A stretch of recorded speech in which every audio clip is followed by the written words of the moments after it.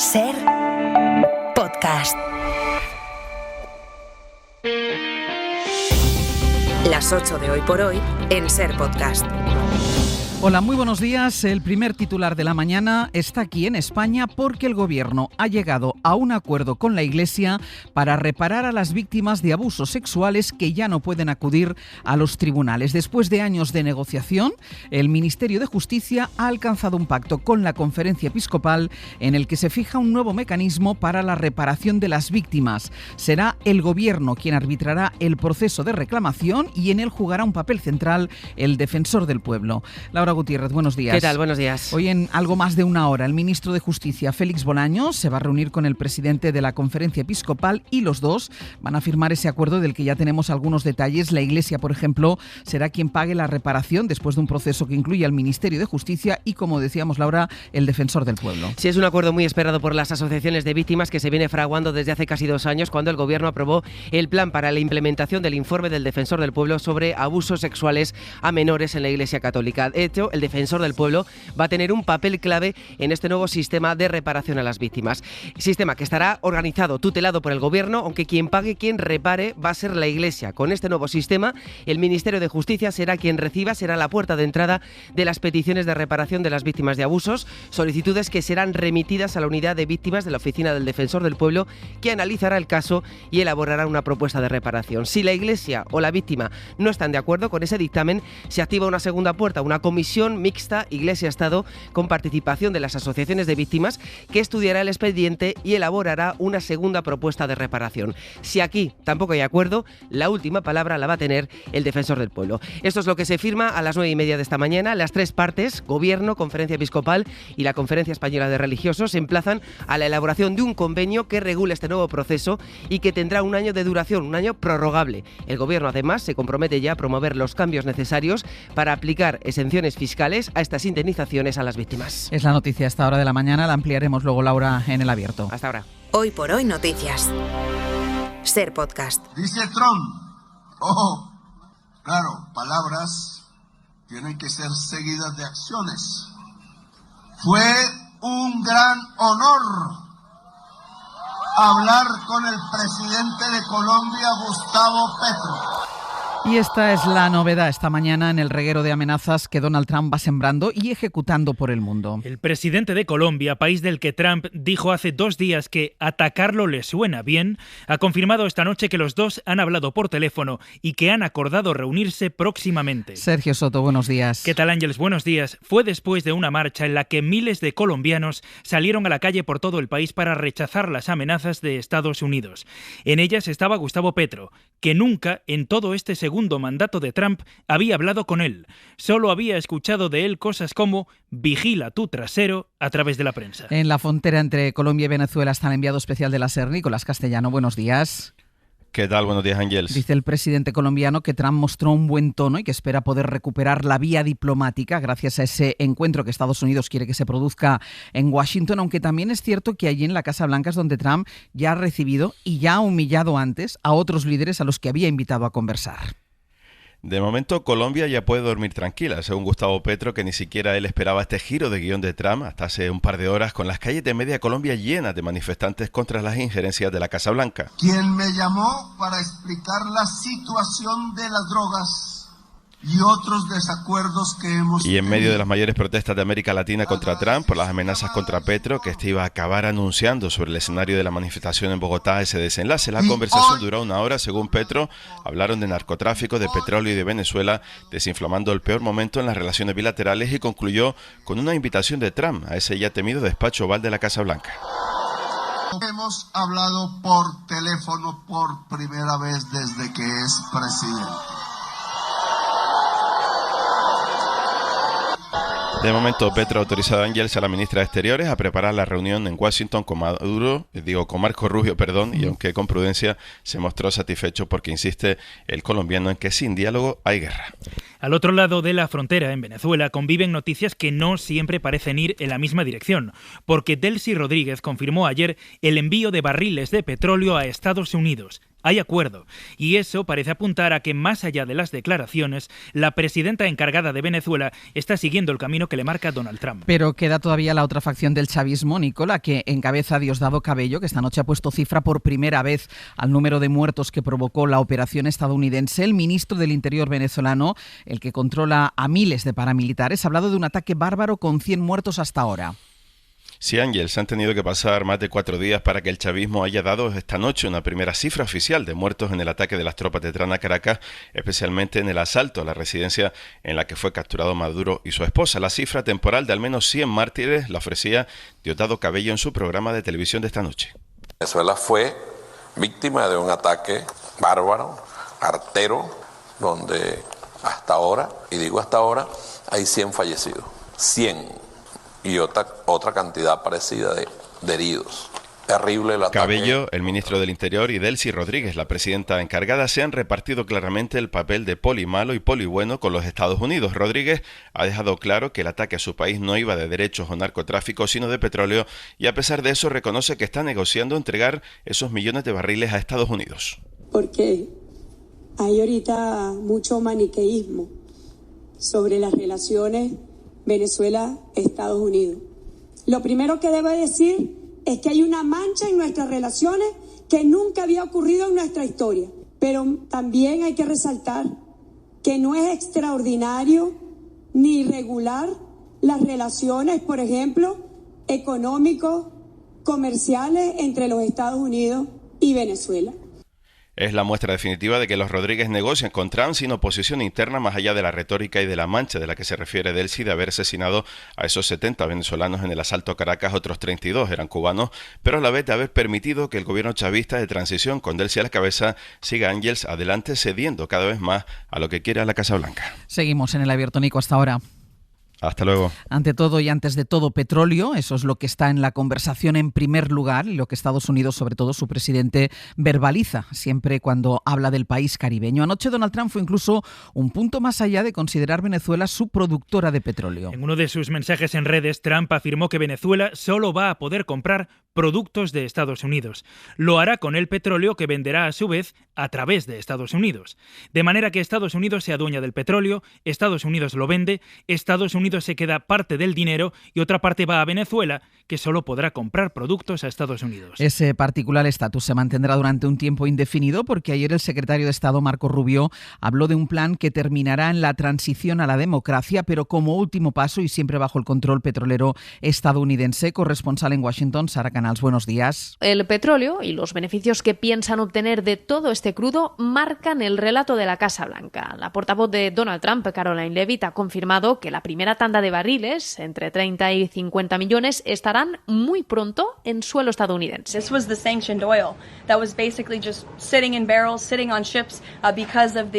que son barriles sancionados y que esta entrega es fruto de un acuerdo con el gobierno interino de Caracas. Insisten que los beneficios se ingresarán en cuentas estadounidenses para luego repartirlas al pueblo norteamericano y venezolano. En cuanto al proceso de transición, el jefe de la diplomacia, Marco Rubio, ha querido acallar a los críticos que acusan al gobierno de estar improvisando en Venezuela y ha detallado un plan de 3 fases. As we move forward, we'll describe our process, which is a threefold process in Venezuela. I've described it to them now.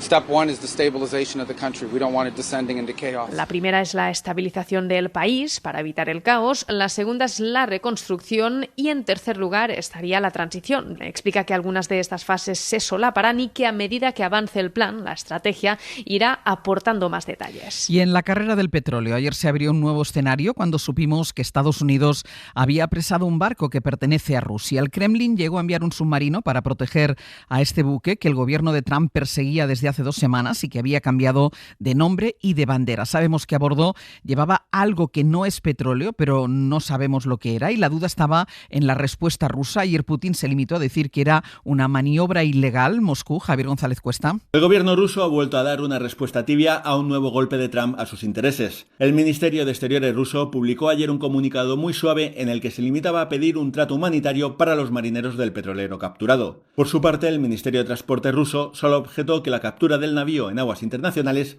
viola las convenciones de la ONU. Se trata de una respuesta muy pobre. Rusia incluso había enviado un submarino para proteger el barco. Sin embargo, Putin sigue sin alzar la voz contra Trump. El presidente ruso aún guarda silencio días después de que Estados Unidos secuestrase a su aliado Nicolás Maduro. A Putin solo le interesa que la Casa Blanca le deje Ucrania en bandeja. Ni Irán, ni Venezuela, ni Siria, ni otras zonas de influencia parecen importarle lo más mínimo. El problema para Moscú es que los nacionalistas rusos cada vez entienden menos la cordialidad con la Casa Blanca. No solo algunas voces pro-guerra pidieron ayer represalias contra el mismísimo Trump. El vicejefe del Comité de Defensa de la Duma Estatal instó a hundir también los barcos estadounidenses. Hoy por hoy noticias. Ser podcast. As a diplomat, which is what I am now, and what we work on, we always prefer to settle it in different ways. That included in Venezuela. De una forma o de otra, Estados Unidos va a tomar Groenlandia, es lo que vino a confirmar ayer Marco Rubio cuando explicó que él, como es diplomático, prefiere una vía distinta a la militar. Aunque a continuación recordó que eso también lo prefería con Venezuela y la operación va por 100 muertos según el gobierno caribeño. Aseguró el secretario de Estado de Trump que no entiende que nadie se sorprenda de que quieran tomar Groenlandia, porque sus intenciones hace tiempo que son conocidas. Rubio anunció que se verá la semana que viene con el gobierno danés y con representantes de Groenlandia con el objetivo de negociar la entrega de la isla, y mientras algunos países europeos piden una posición más fuerte, es el caso del ministro español de Exteriores, quien sigue en silencio es el secretario general de la OTAN. Un miembro de la alianza, el mayor de todos, ha anunciado que entra en sus planes invadir a otro miembro, pero Mark Rutte, que llamaba a Donald Trump, recuerden, papi, cuando le aplaudía su brillantez, no dice sobre todo esto ni una sola palabra. Corresponsal comunitario Enrique García Pozo, buenos días. Buenos días. Las amenazas de Donald Trump someten a la alianza a una enorme presión, en especial a su secretario general. Sin declaraciones a lo largo de este miércoles, los últimos mensajes de Rutte son del martes, en una entrevista en la CNN.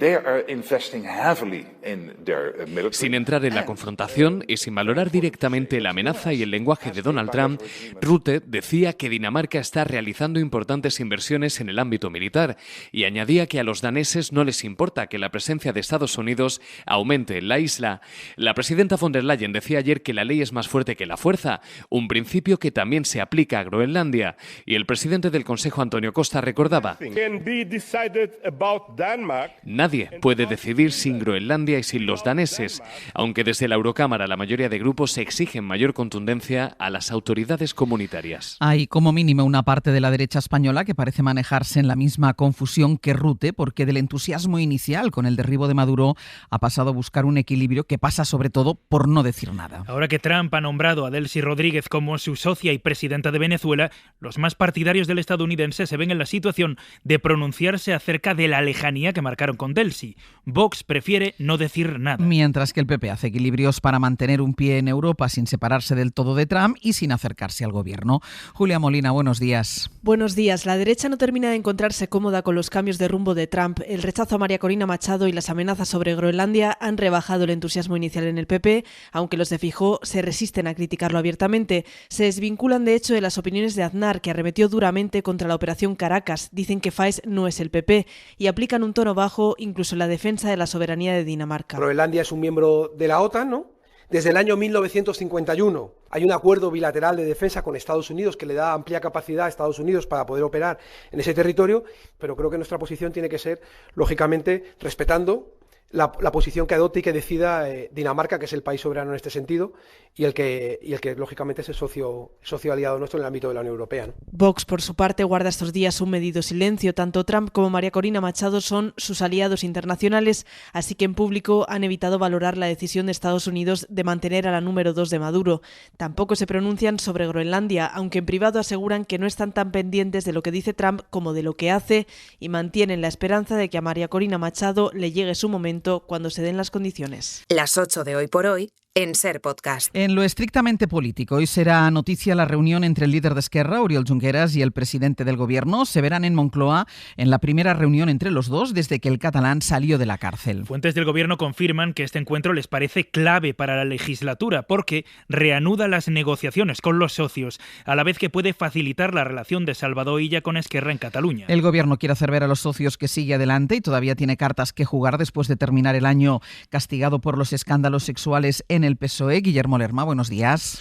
¿Qué tal, Ángels? Buenos días. Y es en ese contexto en el que Sánchez va a recibir hoy a Oriol Junqueras en una cita que va a estar centrada sobre todo en la financiación singular, porque según ha podido confirmar la SER, la intención del presidente es avanzar al líder de Esquerra algunos detalles sobre la propuesta de reforma del modelo que ya tiene preparada la ministra de Hacienda y que se presentará de forma inminente ante los medios y después ante las comunidades autónomas en un Consejo de Política Fiscal y Financiera. Sánchez tendrá esa deferencia con quien es uno de los socios clave para el PSOE en el Congreso, pero también para ella en el Parlamento de Cataluña. Fue con los republicanos, de hecho, con quien se pactó ese cambio en el sistema de financiación a cambio de permitir la investidura del presidente de la Generalitat. Sánchez busca arrancar el año disipando las dudas sobre la viabilidad de la legislatura, con las que Esquerra y otros grupos acabaron el 2025, aunque en el PSOE son conscientes de que la llave de los presupuestos y de la gobernabilidad la tiene sobre todo Junts, que ayer ya amagó con torpedear ese inminente acuerdo sobre financiación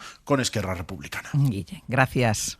Hasta luego. Hoy también será cuando los sindicatos médicos confirmen o cambien de fecha las movilizaciones previstas para la semana que viene para reclamar un estatuto propio negociado con ellos. Los colectivos sanitarios retoman las protestas después de que las negociaciones con el Ministerio no fructificaran. Marina Fernández. Los médicos están decididos a mantener el pulso a pesar del no tajante de Sanidad a ese estatuto propio que, según el Ministerio, fragmentaría el sistema y segregaría al resto de profesionales.